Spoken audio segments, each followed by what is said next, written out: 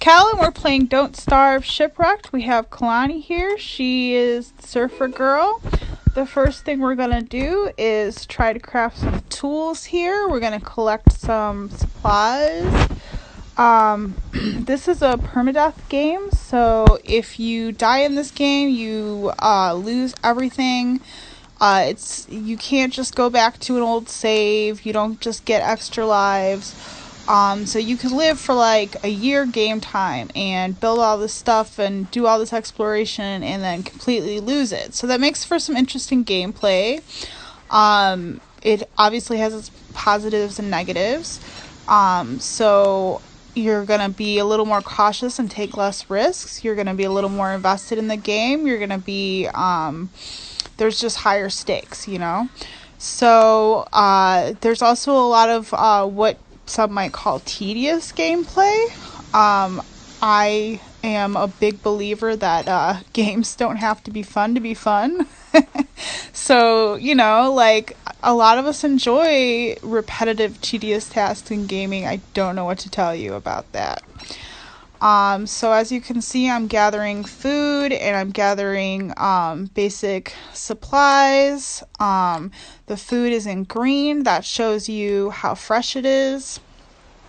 So if she eats raw limpets, that diminishes her mental health. You might be able to see a little red flash around there. If she eats them cooked, it will fill up her stomach and give her hit point boost if she needs it. Uncooked seeds won't diminish her mental health, but it will. It also won't help with hit points at all if she's got any missing. But if you cook them, it will grow HP. So there are different. There's advantages to cooking your food essentially, and there's certain foods that have advantages and disadvantages. She has food preferences. And different characters have different sort of relationships with food as well.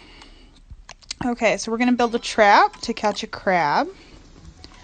So this is a way, instead of just grabbing limpets and eating them, you can get food that will fill you up more than that. So she caught a crab here. And let's go ahead and catch another one too. So as you can see, there's no number above the crab. That's because it doesn't stack, unlike these other items. So the crab will go right towards it. Pretty easy. And I'm just going to leave my trap over here. Sometimes they'll wander in accidentally. She's saying looks noodled because of this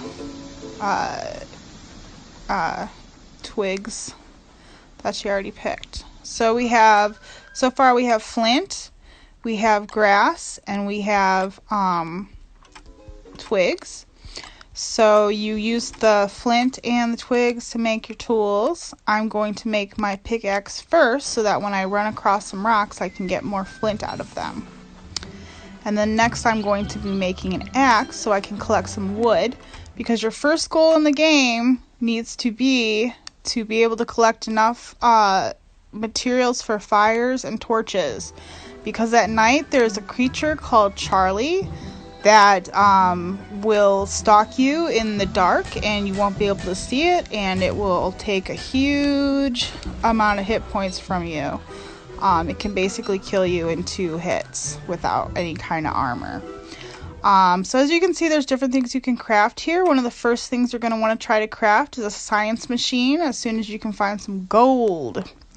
And you can also see here that there's 2 different types of terrain visible on your screen right now. There's more than 2 in general.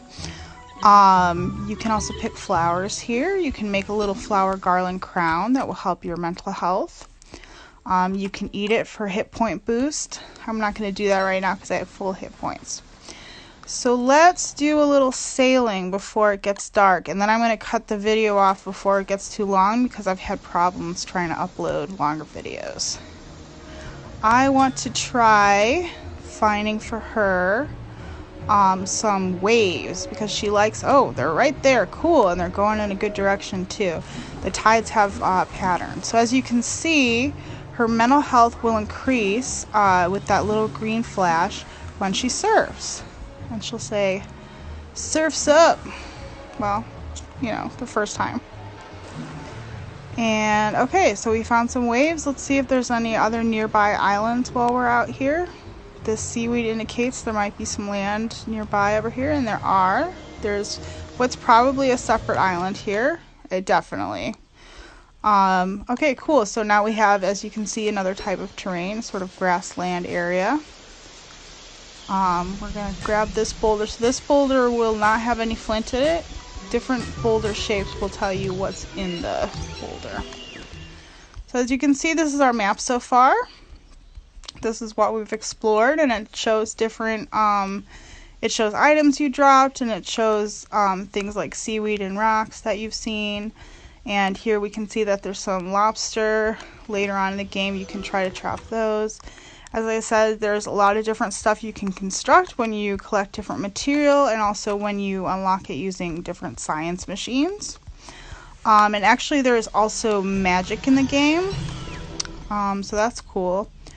So yeah, I'm going to cut it there, and then hopefully if people enjoy this, I'll make more videos about it, because it's a pretty fun game. So this was Don't Starve Shipwrecked. I hope you had fun, and don't starve!